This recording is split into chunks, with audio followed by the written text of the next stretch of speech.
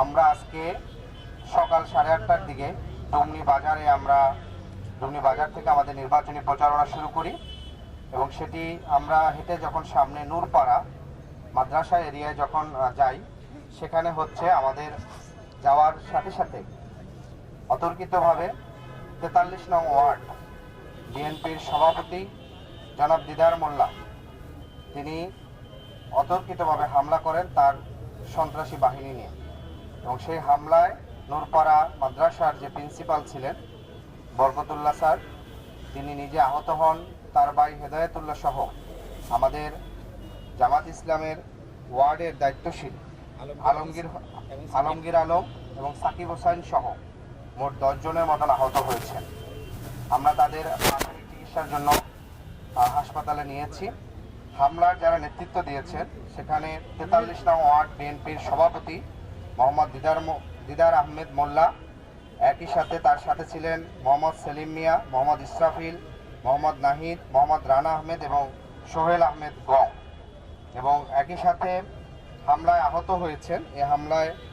আহত হয়েছেন মাদ্রাসার অধ্যক্ষ বরকতুল্লাহ, তার ভাই হেদায়েতুল্লাহ, মোহাম্মদ আলমগীর হোসেন জামাত ইসলামের স্থানীয় কর্মী, রিয়াজুল হোসেন, মাসুম আলম, আজিম হোসেন, এবং সেখানে এনসিপির নেতৃবৃন্দ ছিল শাম সোহেল এবং সাইফুল ইসলাম সহ তাদের গায়েও মারধর করা হয়েছে।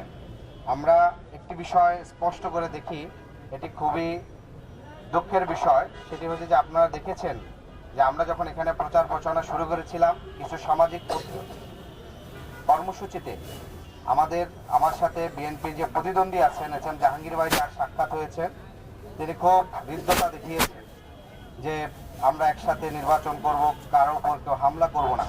কিন্তু দুঃখজনক বিষয় 22শে জানুয়ারির পর থেকে আমরা দেখেছি আবদুল্লাপুরে আমাদের নির্বাচনী অফিসের তুরাগে আমাদের নির্বাচনী অফিসের ব্যানার ছিঁড়ে ফেলা হয়েছে।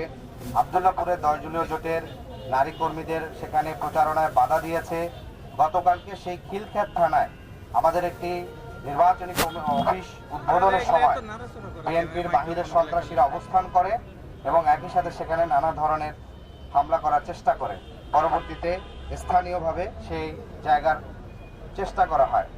আমি নিজে প্রার্থী, সেখানে আমার উপরে যেখানে বিএনপির একটা ওয়ার্ডের সভাপতি তিনি যখন সরাসরি হামলার নেতৃত্ব দেন, তখন সারা বাংলাদেশে নির্বাচনে যারা অংশগ্রহণ করছে বিএনপি ব্যতীত অন্য দলের যারা প্রার্থী আছেন, এমনকি যারা স্বতন্ত্র আছেন কিংবা বিএনপির বিদ্রোহী প্রার্থীরা আছেন, তাদের নিরাপত্তা কতটুকু সেটি আছে খুব স্পষ্ট।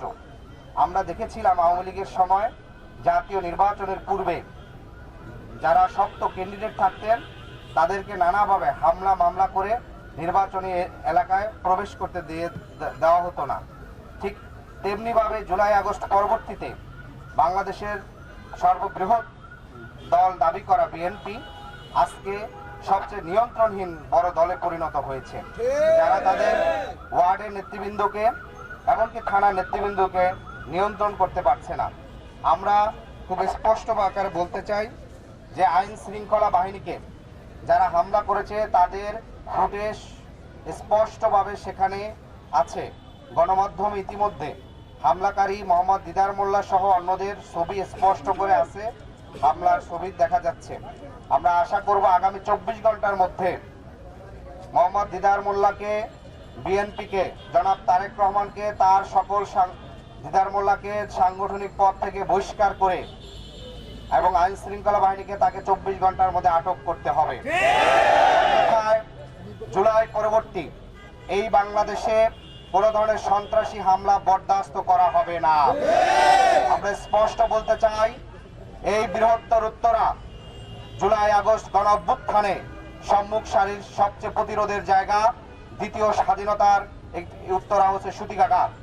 অতএব এই উত্তরা সবচেয়ে বেশি শহীদের জনপদ। নতুন বাংলাদেশের যে আকাঙ্ক্ষা, যে ফ্যাসিবাদ এখানে চেপে বসেছিল, সেই ফ্যাসিবাদ থেকে মুক্তি হওয়ার জন্য এইখানকার ছাত্র জনতা শ্রমিক সবচেয়ে বেশি জীবন দিয়েছিল, সবচেয়ে বেশি শহীদ হয়েছিল।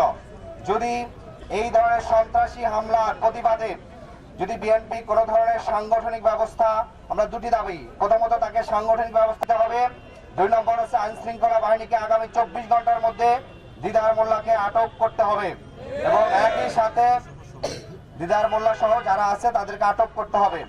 একই সাথে নির্বাচন কমিশনকে স্ব উদ্যোগে এই ঘটনার তদন্ত করে এটির বিষয়ে একটি তাদের রিপোর্ট প্রতিবেদন করতে হবে।